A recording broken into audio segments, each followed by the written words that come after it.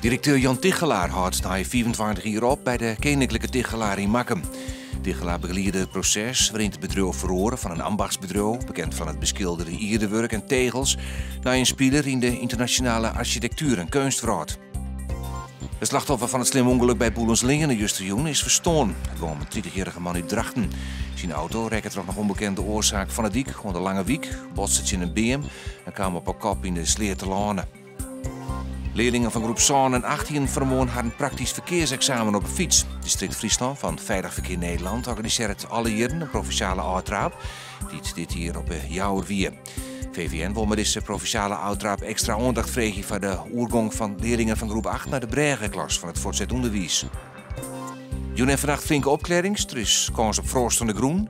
Morgen meest bewolkt waar en droeg. Middags volgt vanuit het noordwesten ruim wetter. Het wordt 13 graden en de zuidwestenwind is krachtig.